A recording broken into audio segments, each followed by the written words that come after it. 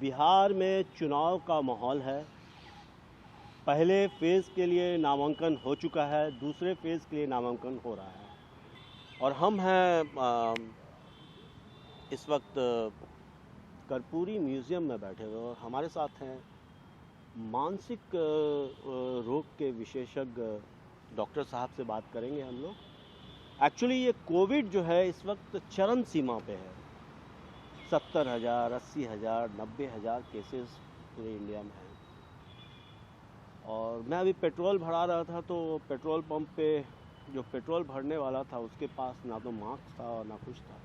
तो मैंने अपना पेट्रोल भराने के बाद एटीएम कार्ड जब यूज़ करवाया उससे डेबिट कार्ड, तो मैंने सोचा सैनिटाइज़र होगा तो हाथ धो लूँगा ना, साफ़ कर लूँगा थोड़ा। सैनिटाइज़र था नहीं उसके पास और मैं भूल गया था। लेकिन एक जो सबसे बड़ी बात पूरी दुनिया में देखने को मिल रहा है इस वक्त कि जो कोरोना काल में मानसिक रोगियों की जो है वो भी संख्या बढ़ रही है। लोग बहुत फ्रस्ट्रेशन में भी आ गए हैं, लोग अकेलेपन में काफ़ी मानसिक रोग से ग्रसित हो गए और इसकी पूरी दुनिया में चर्चा हो रही है कि मेंटल हेल्थ के बारे में। तो डॉक्टर साहब अपना पहले परिचय दीजिए आप।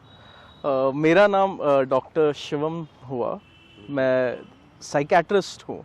अभी करेंटली पटना में प्रैक्टिस कर रहा हूँ और अभी के टाइम में तो बहुत ज़्यादा लोगों के बीच मानसिक रोग को लेके, मानसिक रोग से रिलेटेड चीज़ों को लेके बहुत ज़्यादा उत्साह है, बहुत ज़्यादा लोग समझ पा रहे हैं। और कोरोना काल के समय सारे लोगों के व्यक्तिगत जीवन में इतना ज़्यादा एक तूफान जैसा आ गया है जिसके वजह से जो मानसिक रोग होने की जो टेंडेंसी है वो काफ़ी बढ़ रही है आजकल। और जैसा कि हम सब जानते हैं कि एक इंसान के लिए सब कुछ जानना मुश्किल होता है। इस वजह से सारे अलग अलग बॉडी के पार्ट्स को हम लोग अलग अलग तरह से पढ़ते हैं। जैसे किसी को दिल की बीमारी होती है तो वो कार्डियोलॉजिस्ट के पास जाता है, किसी को पेट खराब होता है या पेट की बीमारी होती है तो वो गैस्ट्रोएंटेरोलॉजिस्ट के पास जाता है। लेकिन हमारा शरीर तो विभागीय चीज़ों में नहीं बटा हुआ है, सब चीज़ एक दूसरे के साथ मिश्रित है।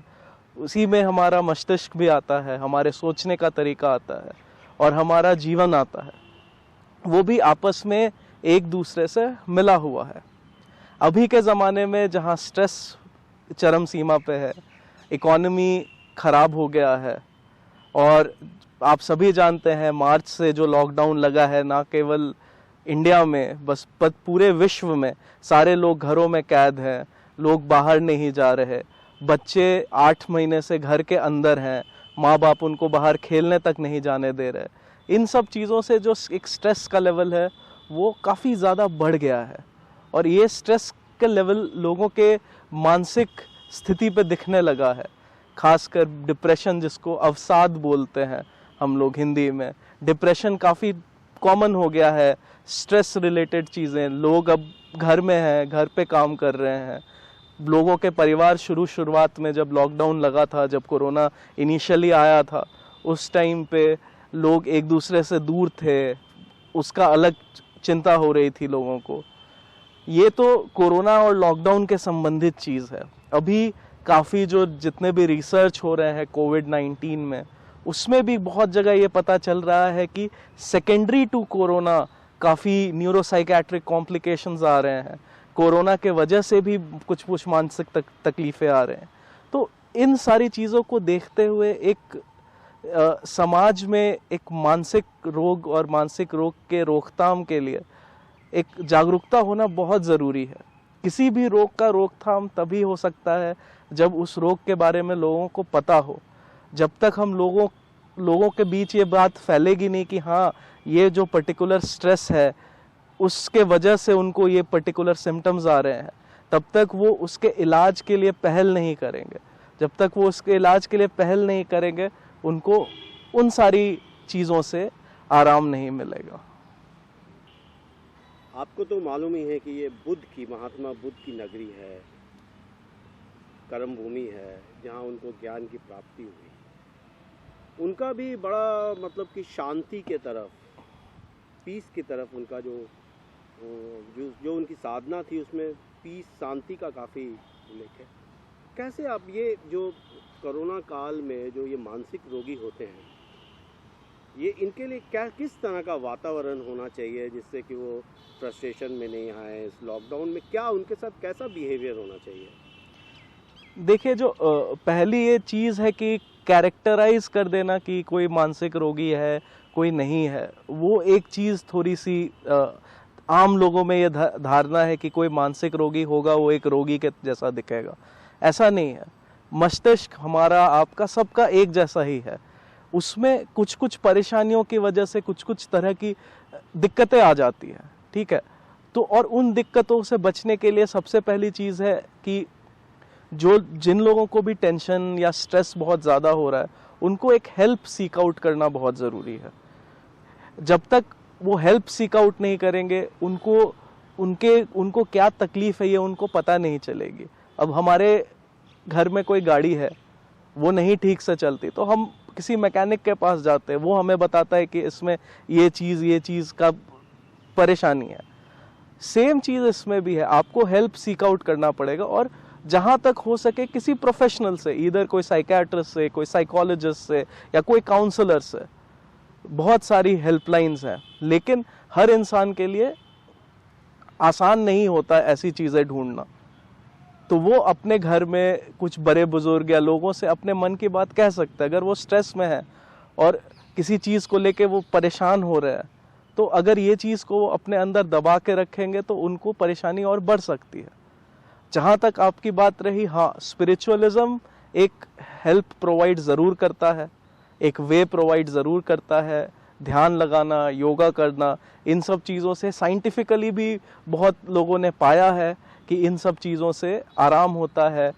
ध्यान लगाने से थोड़ी सी कामनेस आती है और ये स्ट्रेस को हैंडल करने में एक तरह से ज़्यादा हेल्पफुल होता है। अच्छा, कैसे आप देखते हैं डिफरेंट एज ग्रुप में? जैसे कोरोना के टाइम में क्या हुआ कि हमने देखा कि जो सबसे ज़्यादा चेतावनी आई वो ओल्डर, मतलब लोगों के लिए जो ओवर एज हैं उनके लिए या बच्चों के लिए ज़्यादा आया। तो कैसे आप इसको कैसे और इसका असर काफ़ी मेंटल हेल्थ पे काफ़ी पड़ा, लोगों को जो घरों में बंद कर दिया गया। तो कैसे आप इसको किस नज़र से देखते हैं, जो एज ग्रुप्स हैं? और देखिए, अब कोरोना का जो बीमारी है जिसको कोविड-19 बोलते हैं, इस बीमारी से मुख्यतः वो लोग में ज़्यादा सिवियर डिजीज़ होता है जिनकी उम्र ज़्यादा है, जिनका कोई साथ में कोमॉर्बिडिटीज़ है, जैसे किसी को डायबिटीज़ है, हाइपरटेंशन है, या जो कोई किसी को कैंसर है, वो कीमोथेरेपी ले रहा है। इन लोगों को कोरोना बीमारी के वजह से ज़्यादा इफेक्ट हो सकता है। चांसेस ज़्यादा है कि उनकी बीमारी की स्थिति गंभीर होगी। जो लोग यंग हैं उनमें बीमारी की स्थिति गंभीर नहीं होगी, लेकिन वो अपनी कम गंभीर बीमारी को दूसरे वृद्ध लोगों में या जो साथ में बीमार पड़े लोगों हैं उनमें बढ़ा सकते हैं। लेकिन ये तो कोरोना बीमारी की वजह से है। लेकिन कोरोना बीमारी से बचने के लिए जो प्रिकॉशनरी मेजर्स लिए गए, जिसमें लॉकडाउन है, उस लॉकडाउन के वजह से एक सेकेंडरी स्ट्रेस, टेंशन बहुत ज़्यादा आ गया। अब हर एक सेगमेंट में देखिए, irrespective of class, irrespective of age, demography जो है, सबको कहीं ना कहीं इफेक्ट किया। आज स्कूल के बच्चे पिछले 8-9 महीने से स्कूल नहीं जा रहे, बाहर खेलने तक नहीं जा रहे वो, ठीक है। लोग जो कहीं शाम को घर से बाहर टहलने जाते थे, बड़े बूढ़े, वो घर से बाहर टहलने नहीं जा रहे। कितने लोगों की नौकरी चली गई, कितने सारे टूरिज्म के सेक्टर, होटल सेक्टर, इनमें मंदी आ गई है। फाइनेंशियल बर्डन, जो एक अडल्ट एज ग्रुप है, उसमें फाइनेंशियल बर्डन बहुत ज़्यादा हो गया। कई सारे लोग लोन नहीं दे पा रहे अपना, कई सारे लोग अब जो चीज़ें उनको खरीदनी का प्लान किया था वो नहीं खरीद पा रहे। काफ़ी सारे लोगों के जो फैमिली फंक्शन थे, किसी की शादी थी, किसी को घर बनवाना था, वो सब कुछ नहीं हो रहा। और इसके वजह से वो स्ट्रेस और एडअप होते जा रहा है। और स्ट्रेस के एडअप होने से जो वल्नरेबल पॉपुलेशन है, जो लोग जो स्ट्रेस नहीं हैंडल कर सकते या जिनको स्ट्रेस हैंडल करने में परेशानी होती है, उनको मानसिक तकलीफ हो रही है, नींद नहीं आना, दिन भर उदास रहना, ऐसा लगना कि कोई लक्ष्य नहीं रह गया है ज़िंदगी में, इस तरह के सोच उनको बहुत ज़्यादा आने लग जाते हैं। और एक पॉइंट ऑफ टाइम के बाद उनको एक प्रोफेशनल हेल्प की ज़रूरत पड़ती है। लेकिन हमारे समाज में मानसिक तकलीफ, मानसिक रोग को इतना ज़्यादा स्टिग्मा दिया है, इतना स्टिग्मेटाइज कर दिया है कि लोग बचते हैं प्रोफेशनल हेल्प लेने से। अगर आपको बुखार है या किसी को बुखार है तो कोई सामने में व्यक्ति को जाके बोलेगा कि मेरे को बुखार है और डॉक्टर के पास जाना है, सामने वाला भी समझेगा और उसको लेके जाएगा। लेकिन यही यदि कोई आपका दोस्त आके बोले कि मेरा मन अच्छा नहीं लग रहा, मेरे को उदासी रहती है, काम नहीं करने में मन लगता है, तो अब अभी का जो समाज है, सामाजिक लोग हैं, वो इतने जागरूक नहीं है और ये जागरूकता फैलाने की ज़रूरत है। अभी 10 अक्टूबर को मेंटल हेल्थ डे है और ये पूरा जो हफ्ता है ये पूरा मेंटल हेल्थ वीक का मनाया जा रहा है ताकि लोगों में जागरूकता फैले। जब लोगों में जागरूकता फैलेगी, लोगों को पता चलेगा हाँ ये चीज़ जो है इसका इलाज संभव है, और जब उसका इलाज संभव है तो आप उस चीज़ से निजात पा सकते हैं और अपना लाइफ नॉर्मली जी सकते हैं। अच्छा, दुनिया भर में जो सुसाइड्स के केस हैं या नशा है, बहुत सी चीज़ें हैं, अलग अलग तरह की चीज़ें हैं जो इफ़ेक्ट करती हैं मेंटल हेल्थ पे।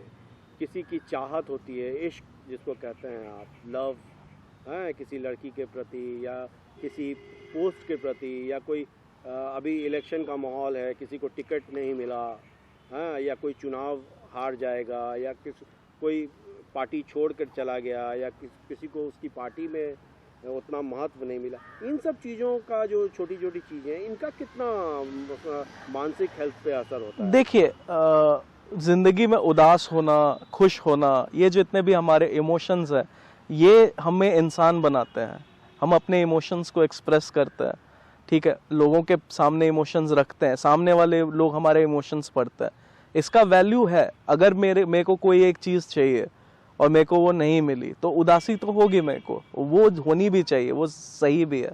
लेकिन यही उदासी अगर ज़रूरत से ज़्यादा हो जाए, ठीक है ना, अगर मैं एग्ज़ाम में फ़ेल हो जाता हूँ, मेरे को उदासी रहेगी 1 दिन, 2 दिन, 3 दिन, उसके बाद मेरे को एक उत्साह भी आएगा अंदर से कि नहीं, मेरे को अगले बार अच्छा परफॉर्म करना है, और मेरे को एक उत्तेजना रहेगी लक्ष्य को प्राप्ति के लिए। लेकिन किन्हीं लोगों में, क्योंकि ब्रेन तो सबका अलग तरह से काम करता है, जैसे इंसान का पर्सनालिटी अलग होता है, आप अलग हैं, हम अलग हैं हम दोनों इंसान ही, लेकिन हम दोनों अलग हैं। उसी तरह हमारा दिमाग भी अलग अलग चलता है, तो वो इमोशन को हैंडल करने का ताकत हर इंसान में अलग अलग होती है। और डॉक्टर साहब, ये जैसे ये कोरोना काल में मैं आपसे खासकर सुसाइड के बारे में बात कर रहा था, या नशे के बारे में बात कर रहा था, जो ड्रग्स लेते हैं या जो शराब पीने लग गए हैं ज़्यादा, या सिगरेट पीने लग गए हैं ज़्यादा, या मैंने देखा है कि अभी ऑनलाइन जो जितनी फैसिलिटीज़ इंडिया में आ गई, स्मार्टफोन्स आ गए हैं, बच्चे से लेके बुज़ुर्ग तक 24 घंटे में 8-8 घंटे, 10-10 घंटे सोशल मीडिया पर लगे हुए हैं, और उनको जब टोकते हैं तो वो बड़ा इरिटेट होकर जवाब देते हैं। ये किस तरह का लक्षण, ये भी मानसिक रोग से रिलेटेड है या? देखिए, जो लोग खासकर अगर नशे की बात करें, इंसान अब जो बहुत सारे स्ट्रेस में रहता है, वो नशे के लिए इस तरह से भागता है क्योंकि वो नशा करने से वो स्ट्रेस से उस पर्टिकुलर टाइम के लिए उसको थोड़ी सी मुक्ति मिल जाए, उसको आराम मिल जाए। लेकिन ये जो नशा करने की लत बन जाती है, जो आदत बन जाती है, ये तब बनती है जब इंसान पूरी तरह अपनी खुशी के लिए उस चीज़ पे डिपेंडेंट हो जाए। वो नशा आपका केमिकल का हो सकता है, वो नशा आपका बिहेवियर का हो सकता है, ठीक है। जो एडिक्शन होता है वो आप किसी सब्सटेंस का हो सकता है, जैसे शराब हो गया, निकोटीन हो गया, सिगरेट हो गया, चरस हो गया, गांजा हो गया, कोकेन हो गया, या वो एडिक्शन आपका बिहेवियरल भी हो सकता है, जैसे जुआ खेलने का किसी को लत हो गया, किसी को स्मार्टफोन का लत हो गया। जब कोई एक पर्टिकुलर एक्टिविटी, इधर वो कोई सब्सटेंस रिलेटेड हो या किसी बिहेवियर रिलेटेड हो, जब आपका पूरा का पूरा फोकस उस एक्टिविटी से रिलेटेड हो, और जब कोई बंदा वो एक्टिविटी नहीं करे तो उसको दिक्कत हो, तब उसको सिम्टम्स आए, जब वो थोड़ा सा उस चीज़ को जब वो नहीं मिलेगी तो उसको एंजाइटी होगी, और ये सारी चीज़ होने लगती है तो वो उस चीज़ पे डिपेंडेंट हो जाता है। ये नशा के लिए भी हो सकता है और ये बिहेवियर के लिए भी हो सकता है। अब कोविड के समय लोगों के पास बहुत स्ट्रेस है, बहुत तरह तरह के स्ट्रेस है। किसी पे फाइनेंशियल स्ट्रेस है, सोशल स्ट्रेस है, लोगों के ऊपर अपने बच्चों का स्ट्रेस है, किसी को कोई लेजर एक्टिविटी नहीं है, तो लोग उसको बचने के लिए नशे में जा रहे हैं, और ये नशे के वजह से पूरा एक उनका डिपेंडेंसी उस चीज़ पे हो जा रही है, फोकस उस चीज़ पे हो जा रहा है, जिसके वजह से वो दूसरी चीज़ों पे ध्यान नहीं दे सकते। सेम चीज़ मोबाइल गेमिंग के साथ है। कोई बच्चा अगर बहुत मोबाइल यूज़ करता है, बहुत सारे गेम खेलता है और दिन भर उस पर ही लगा रहता है, और उससे अगर फ़ोन अगर ले लिया जाए तो उसका सारा दिमाग, सारा फोकस रहता है मैं वापस से कैसे खेलूँ। तो ये उसके विकास के लिए नहीं ठीक है, क्योंकि वो बाकी टाइम जो उसके व्यक्तित्व को, जो उसके करियर को बनाने के लिए होता है समय, वो सारे समय को छोड़ के उसी में लगा हुआ है। तो ये भी एक तरह का एडिक्शन ही है। और कोविड के समय में एडिक्शन बहुत बहुत ऊपर चला गया है, क्योंकि लोगों के पास कुछ करने के लिए और है नहीं, लोगों के पास बाहर जाने के लिए जगह नहीं है, लोगों के पास घूमने के लिए कुछ साधन नहीं है। तो हम लोग तो इस पे बराबर चर्चा करेंगे। मानसिक रोग तो बहुत बड़ा फील्ड है और हर तरह के अलग अलग पेशेंट्स हैं। इसको दीवानापन भी कहते हैं लोग। मजनू भी एक तरीके का पागल ही था, और एक तरीके का वो समझ लीजिए कि जो लस्ट होता है, आदमी एडिक्ट हो जाता है। लेकिन अभी आप कोरोना काल में क्या एडवाइस देना चाहेंगे पब्लिक को? पब्लिक के लिए सबसे बड़ी एडवाइस रहेगी कि वो अपने अंदर जो भी इमोशंस आए, जो भी चीज़ें आए, वो अपने घर वालों से डिस्कस करें। चीज़ों को मन के अंदर दबा के नहीं रखें, ठीक है। अगर उनको लगता है कि उनको नींद नहीं आ रही है, वो अपने काम को पूरी नहीं कर पा रहे हैं, किसी तरह की तकलीफ हो रही है, तो वो प्रोफेशनल हेल्प लेने से बचे नहीं। बहुत बार ये होता है कि जब तक प्रोफेशनल हेल्प के बारे में सोचा जाता है तब तक बहुत लेट हो जाता है। अगर किसी तरह के ऐसे विचार आ रहे हैं जान लेने का या सुसाइड का, इस तरह के अगर थोड़े से भी विचार आ रहे हैं तो लोगों को किसी को बताना चाहिए और प्रोफेशनल हेल्प लेनी चाहिए। आजकल बहुत सारे लोग हैं जो आपको बहुत तरह की एडवाइस देते हैं, लेकिन एक प्रोफेशनल एडवाइस इसलिए अच्छा होता है क्योंकि जो बंदा आपको एडवाइस दे रहा है प्रोफेशनली, वो पर्टिकुलर आदमी को उस सब्जेक्ट के बारे में ज्ञान है। तो एडवाइस हमेशा किसी प्रोफेशनल से लें, और जब तक एडवाइस नहीं ले, आपस में घर वालों से एक सौहार्द बना के रखें, अपनी बातचीत करें, दिल की बात आगे रखें, मन में इमोशंस को दबा के मत रखें। तो बिहार जैसी जगह में, पटना जैसी जगह में क्या मेंटल रोगियों के लिए डॉक्टर्स और नर्सिंग होम्स और इस तरह की, कहाँ उनको जाना चाहिए? फर्स्ट एड के लिए कहाँ जाना चाहिए? है क्या फैसिलिटी? बहुत सारे हेल्पलाइन नंबर्स हैं, बहुत सारे समाज एनजीओज लगे हुए हैं इस काम में, जो हेल्पलाइन नंबर्स पे आप कॉल कर सकते हैं। अगर कुछ नहीं होता है तो पटना में 5 मेडिकल कॉलेजेस हैं, हर मेडिकल कॉलेज में एक साइकेट्री विभाग है, वहाँ पे सक्षम डॉक्टर्स बैठे हैं, आप वहाँ पे जाके कंसल्ट कर सकते हैं। इसके अलावा प्राइवेट साइकेट्रिस्ट भी बहुत सारे पटना में हैं जिनके पास जाके आप कंसल्ट कर सकते हैं। उसके अलावा क्लिनिकल साइकोलॉजिस्ट हैं बिहार में बहुत सारे, जो आपको काउंसलिंग वगैरह की के बारे में बता सकते हैं और हेल्प कर सकते हैं। चीज़ें हैं, बस लोगों में जागरूकता की कमी है। तो डॉक्टर साहब, ये तो हम लोगों ने मानसिक रोग के बारे में कोरोना काल में बात की और आपके विषय वस्तु पे बात की।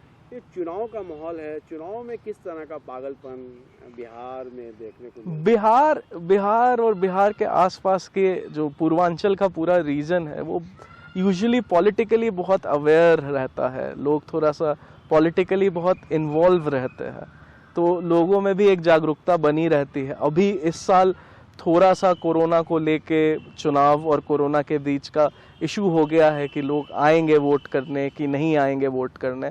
बिहार के नंबर्स अभी कोरोना में काफ़ी ओके कर रहे हैं, लेकिन फिर भी हर दिन 1200-1300 रिपोर्टेड केसेस आ ही रहे हैं।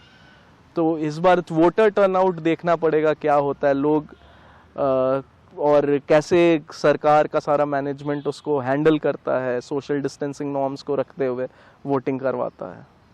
और क्या एडवाइस देना चाहेंगे या संदेश देना चाहेंगे जो लोग डिप्रेशन में हैं, एकदम कुछ शब्दों में? पहली बात कि 1-2 दिन तक अगर आपको उदासी रहती है, कुछ रहता है, वो बहुत नॉर्मल है, लेकिन यही अगर 1 हफ्ते 2 हफ्ते तक बना रहता है तो एक प्रोफेशनल एडवाइस सीख करना बहुत इम्पोर्टेंट है, रैदर देन इंटरनेट पे जाके 10 तरह के नुस्खे सर्च करना। उससे बेटर है कि आप एक प्रोफेशनल एडवाइस सीख करें, ठीक है। किसी भी तरह का अगर भावना जगे ऐसे कि आपको लगे कि आप सुसाइड वगैरह कर ले, उस टाइम पे प्रोफेशनल एडवाइस ले। साथ ही साथ जो घर परिवार वाले हैं वो इन सब चीज़ों को एक बीमारी की तरह लें। जैसे हम एक जॉन्डिस की बीमारी हुई या एक हार्ट की बीमारी हुई या डायबिटीज़ की बीमारी हुई, जो रिस्पेक्ट और जो इज्जत हम लोग बीमारी को देते हैं और उसके इलाज को देते हैं, लोगों को ये सोचना चाहिए कि यही सेम इज्जत एक मानसिक रोग के बीमारी को भी मिले। सिर्फ वो ये कहने से नहीं होगा कि डिप्रेशन कुछ नहीं होता है, पॉजिटिव सोचो और पॉजिटिव करो, ऐसे नहीं होता है। जब तक आप उस बीमारी को रिस्पेक्ट नहीं करेंगे, उस बीमारी को एज बीमारी नहीं समझेंगे, तो उसका इलाज पॉसिबल नहीं है। तो सबसे पहले जो घर के आसपास के लोग हैं, जो आम जनता है, उनमें यह जागरूकता होनी चाहिए कि एक मानसिक बीमारी का वही परेशानी होती है, वही तकलीफ होती है जो एक शारीरिक बीमारी से होती है। हमारा शरीर कभी डिस्क्रिमिनेट नहीं करता कि ये कार्डियोलॉजिक प्रॉब्लम है और ये ब्रेन का प्रॉब्लम है या ये हड्डी का प्रॉब्लम है। सिंस इतना कॉम्प्लेक्स है ह्यूमन बॉडी की, हमने ऐसे डिवाइड करके रखा है। तो आज के लिए डॉक्टर साहब इतना ही, और इस के लिए मैं आपको धन्यवाद दूंगा मुझसे जुड़ने के लिए। अगले एपिसोड में हम लोग और विषयों पे, मानसिक रोग से ही और विषयों पे बात करेंगे, जैसे बच्चों का जिद्दी होना या जो अकेलेपन में लोगों का अपने आप से बातचीत करना, या रात में आधी रात को उठकर कोई काम करने लगना, इन तरह की चीज़ों पे हम लोग अगले एपिसोड में बात करेंगे। आपसे आज की बातचीत के लिए धन्यवाद। Thank you.